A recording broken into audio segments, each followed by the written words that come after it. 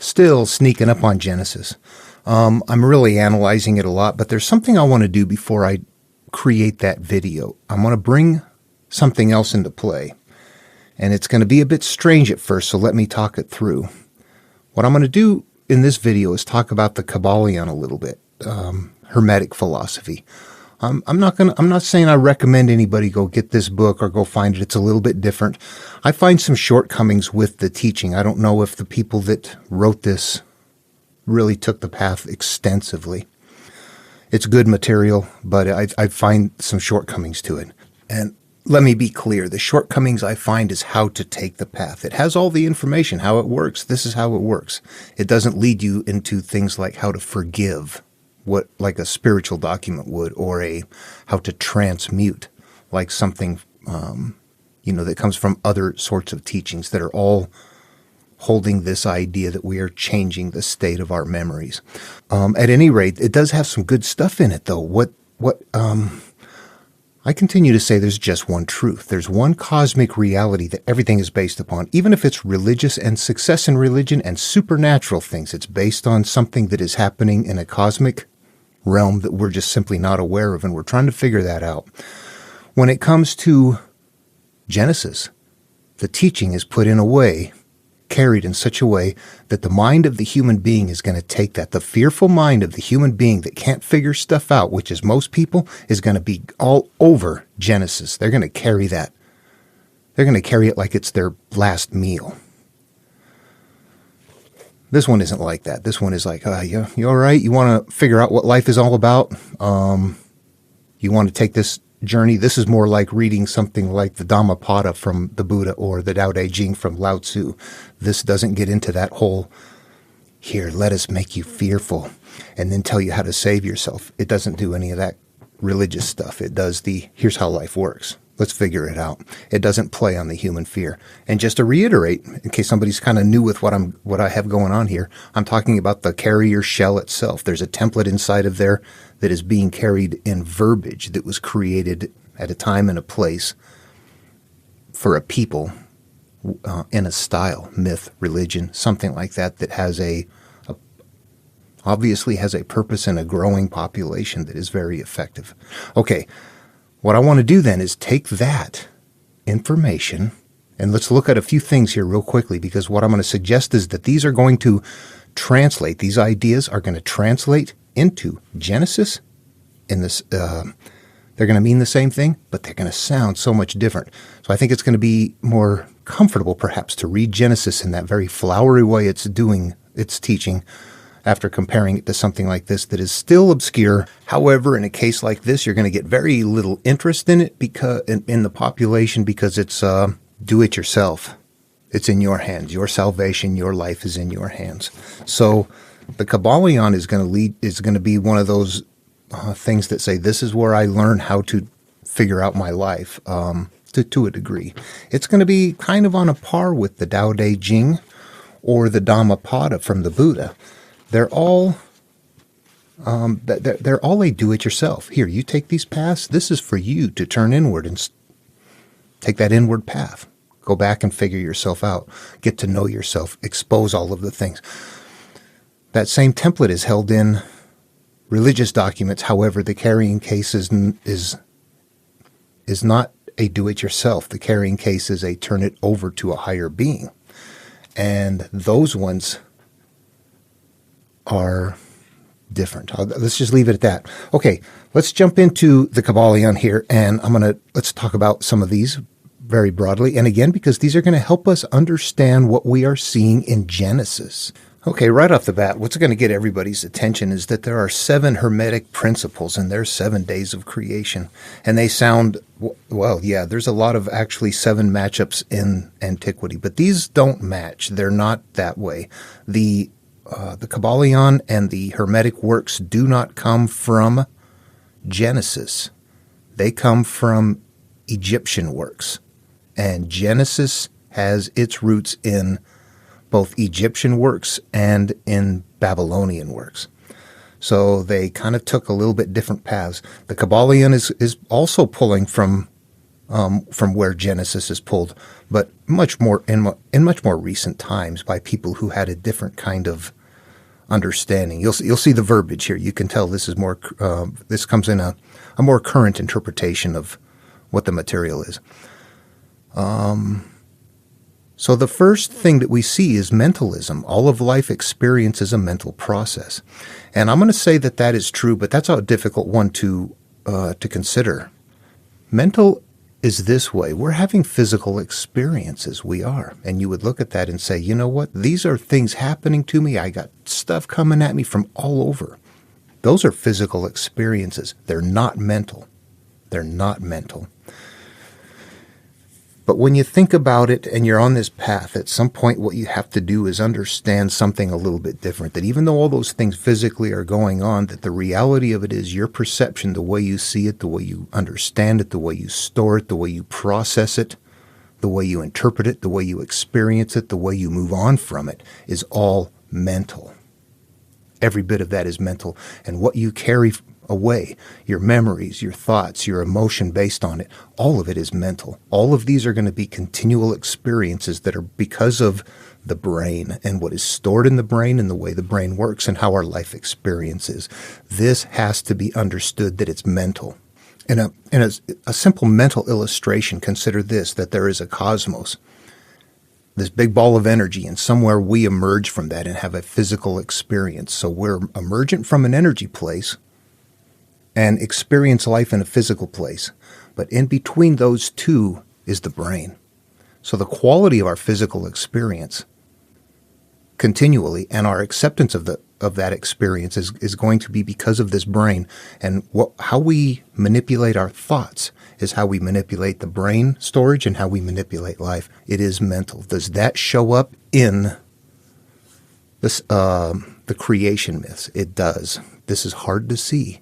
At the end of the second version of the creation myth, what we have here is, therefore a man leaves his father and his mother and clings to his wife, and they become one flesh. And the man and his wife were both naked and were not ashamed.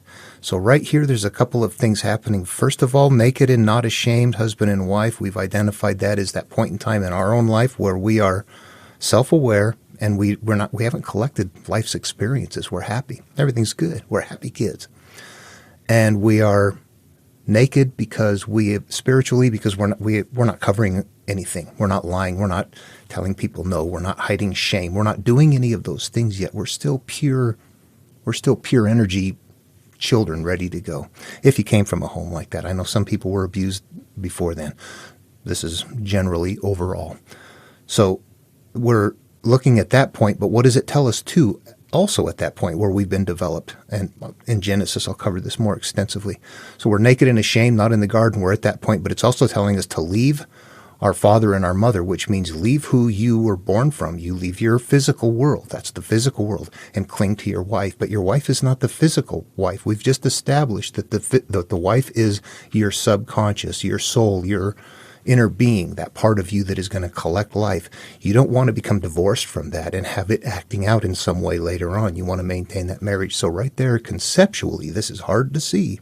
Conceptually, you went from outward looking, the physical world, you left your mother and father and turned inward. So this is telling us right here it's mental as well, but God, look at how hard that is to see. And I will say that I only recognize that transition here after looking at a lot of other things and finding weird transitions in Jesus' work or Lao Tzu's work that made me realize in those verses what they were doing is turning from the past or from the outer looking into the inner looking, from being baptized in the physical to being baptized in spirit. The transition, things are happening all over the place. This one was very subtle. But look at it there again. If you the man, that's the consciousness of anybody. You leave your mother and father. We all leave and cling to our inner being, and they become one flesh. We are one flesh, and we're naked and ashamed and not in the garden. You see, that point is a very specific point where this is actually, if we're connecting dots, when Jesus tells us later, when you make the two into one and say to this mountain, move, it will move, to have the capacity to do things, to have life flow, okay, you become one again. We've lost that. This is the point he's telling us to get back to. The child's 7 days old. The person peered, disconnected. Okay, I'm not trying to convince anybody of this stuff. I want people to see this stuff. This is what I'm finding. I don't tell anybody to believe this, so understand that if you see this and go, okay, I see it, then I think we're actually getting someplace. If we have to listen to somebody preach to us and tell us what life is about, I don't think we're on it. We're on board. When we find our path, we recognize it and we can see how it works and how it plays out up here. If you're on board with that, congratulations. Okay, let's move on to the, let me speed this up a little bit here. The next one is correspondence, as below, so above. That is, we recognize that as within, so without. What is inside of us emerges from us. This is the seeds to fruits, which bear more seeds. We can see what is inside by objectively observing what emerges from us when we are functioning on autopilot. That means without thinking. When our mind is, we're just going throughout the day, not paying attention to what we're doing, what emerges from us as we're reacting, and as things happen, do we ask ourselves later, why did I do that? Okay, so we see that one. Correspondence, as above, so below. That's that nature of that mental storage space. Our life unfolds for us based on that. It's mental. As above, when we have experiences that are not okay, that are put away, they continue to emerge throughout life in some manner. They continue to actually accumulate more of themselves and more things along the way. So it grows. The things that we leave in place become seeds for an entire tree. So we see that there. We see correspondence. We see that happening. We see Jesus telling us that we're known by our fruits, that what comes out of us is what is inside of us. We see this all over the place. Vibration, everything in the cosmos, including our life experiences, are all within cycles. Yeah, vibration is one of those odd ones. That's a word that you see. That's a more modern term right there.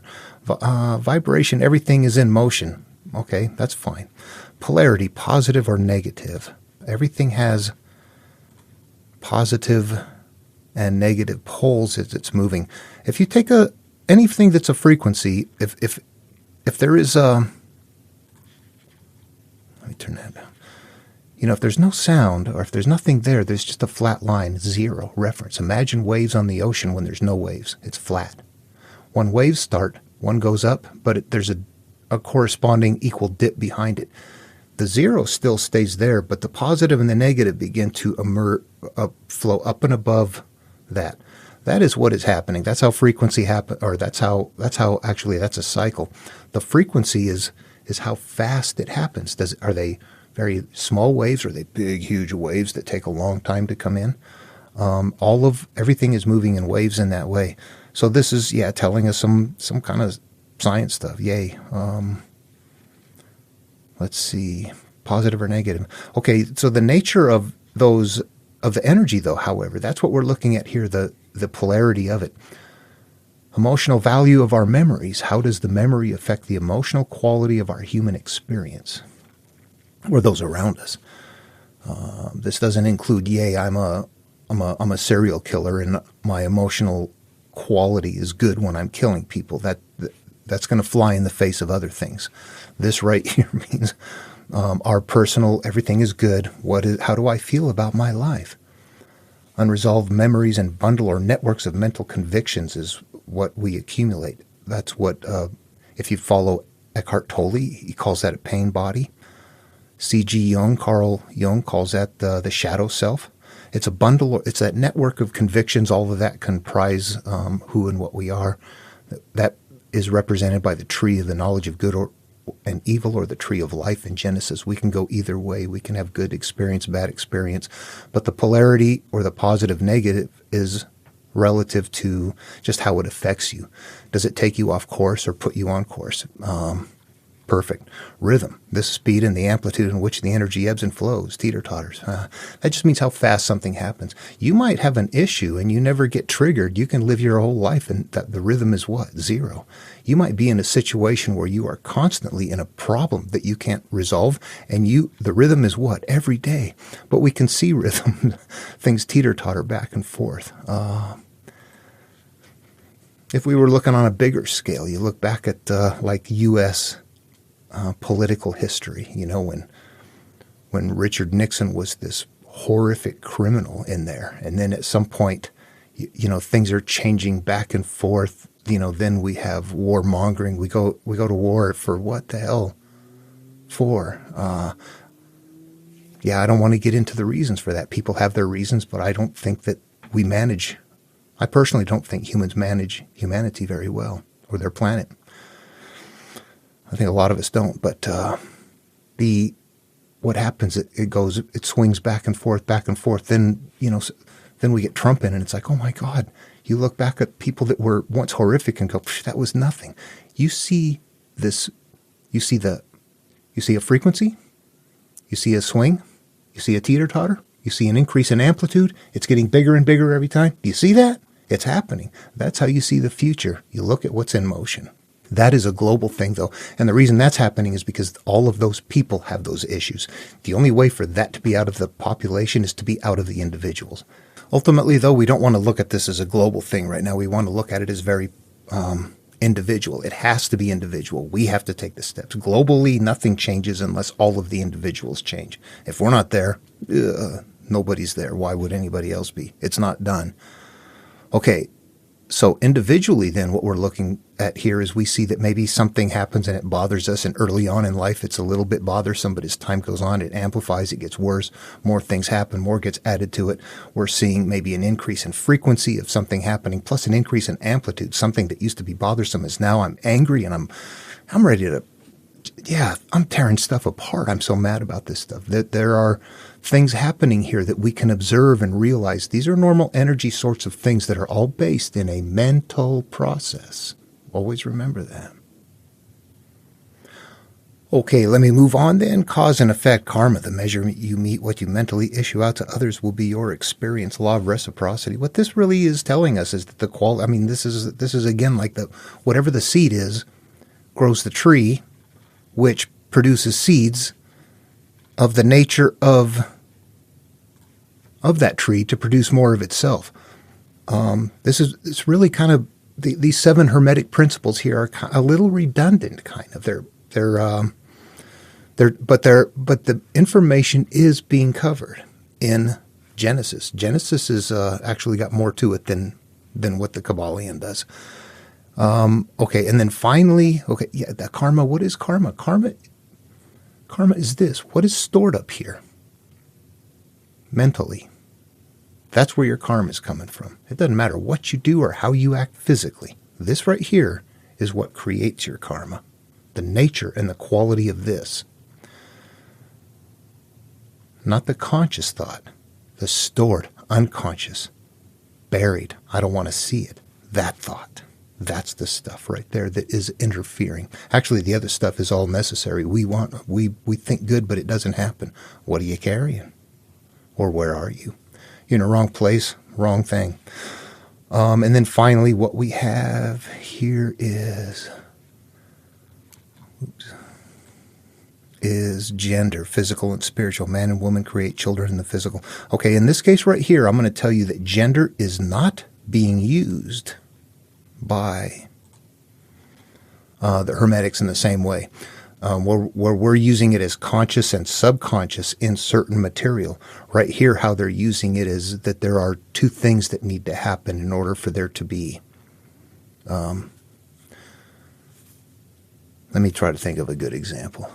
I'm hurt because I got molested. Didn't used to be. That didn't used to be there. I didn't used to be molested. I didn't used to be hurt. So something happened. Myself and somebody else in an involvement created an offspring. That's it right there. It's not pleasant. It's real. It's what it is. 2 things happening create something different. If there's an issue, it's mental processes, but it's engaged somehow with life or people in life that are creating situations that we decide at a moment in time, this is how I'm going to experience this, and I'm going to store it that way, and I'm going to leave it that way, and I'm not going to tell anybody about it. That is where the gender comes into play here. But that's the bad part. I don't cover everything. You could also have positive things happen and create good as well. Everything that emerges comes from the collision of 2 other things, whether that's good or bad. That's basically all this is telling us here. Fun stuff, good to know. Mentally, it's all going to work out okay. It isn't a great instruction book. It tells us things that are there. And I think that it is very good, though, to look at it this way, because it's easy to look at it without any sort of an emotional attachment to it and go, okay, I see what they're doing. Yeah, there's this energy, there's stuff happening, it emerges from itself. Things that are happening are because of something else that happened. Okay, I get that. I see that. I see that's what we're doing. When we go to Genesis, they're doing the same thing. We have to extract it from what people think is history. Those are analogous carriers. Okay, hope this was fun. Hope it was helpful. And I think when we get to Genesis, if you do watch this, it'll help give an idea of what they're actually doing, simply held in a verbal medium that is different. It's just a different style. And it's not meant to simply teach the person that wants to find the material. It is also meant to guide and control a population that doesn't give a damn about the material, but they still need guidance and control. That's the carrier we're trying to extract the template from. All right, love one another. See you in the next video.